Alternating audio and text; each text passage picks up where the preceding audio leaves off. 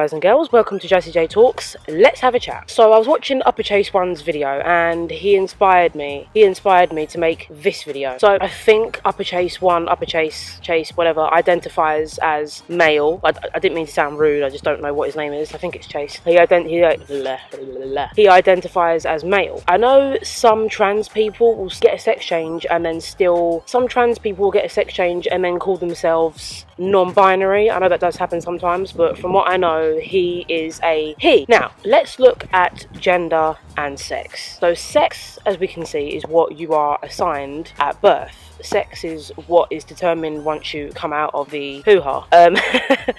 And gender is how you identify. But to some people, gender and sex is the same thing. But to a lot of LGBTQIA, B, C, D, E, F, G, all the way to Z plus, so many letters now, I can't keep up, people they'd say sex and gender are two different things. So, as we can see, they are different things. However, biologically and scientifically, science and biology doesn't lie. When a male is born, the male is born with a banana downstairs, right? And when a female is born, she's born with an orange with a slit in it downstairs. I'm trying to make this PG because I don't know who watches my channel, you know. So that's the difference. One is born with an apple, one is born with a banana, right? You can figure out what I'm trying to say here. So you'll understand what that means if you're of age, because I know some people watch me that are in between like 13 to 17, even younger. Now, when a male is born, right, it is impossible for him to be born with an apple or an orange with a slit in it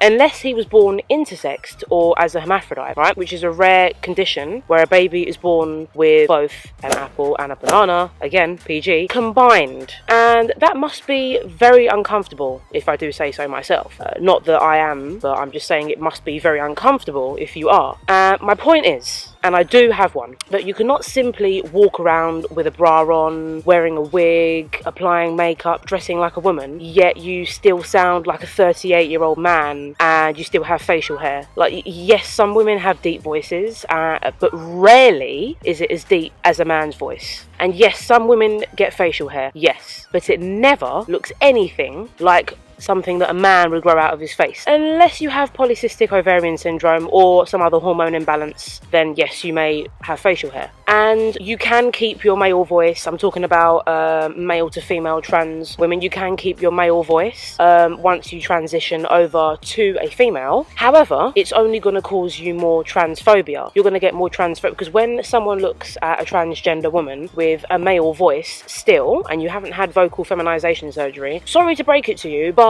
part of being a woman is sounding like one. So if you walk around and, you know, this is going to really offend people, so trigger warning. You walk around, you know, you've got something swinging in between your legs, you've got a voice that is like, you know, 5 octaves lower than mine. People are going to think, okay, this person used to be a guy. They're also going to think you're not making an effort. When I say used to be a guy, I mean assigned male at birth, right? It just doesn't, a part of being a woman is sounding like one. So you can't really walk around sounding like a man, dressing like a woman. Do you get what I mean? A lot of people are going to take offense to this, and you can, but what I'm saying here is if you are going to make the transition from male to female and, you know, live as a trans woman with a male voice still, which is not something women have, a male voice, we have a female voice, right? It does drop as women's voice, obviously, women's voices do drop as they get older, but it's nothing like a man's voice, which is what I'm trying to convey to you. So this is why I think it's easier for people to pass as a female to male trans guy, because when a woman is to think, okay, I want to live as a man, and they make the transition, when they take testosterone, their voice drops, they get facial hair, they actually look and sound like a male. So nobody would ever know. They would just think you're a short guy, because, you know, most women, the average height, especially in the UK, is 5'5" for a woman. So a lot of people will look at that person and be like, okay, it's just a short guy. But if you are a male to female trans woman and you haven't changed your voice, it's going to cause you much more transphobia, and you can get angry all you want, you can deny it all you want, you can ignore this all you want, but it's going to make you 10 times more angry when you're having to deal deal with people that are calling you sir on the phone and in person. You're going to have to deal with people that are going to mock you. So you're causing yourself a lot of transphobia by doing that. So what I'm trying to say here, and again, you can all get offended if you like, I don't care, I'm speaking the truth. I will be a voice for truth on YouTube. Trans men sound like men. And I know obviously a lot of you that are immature, emotionally immature, will get upset over this one tiny detail, but sorry, it's just the truth. You can't identify as a female and sound like a man. If you do, you're causing yourself more transphobia. So that's all I wanted to say. I just wanted to get that video out here. Thank you for listening to me talk, and I will have a chat with you next week. Thanks for listening, and that's all, folks.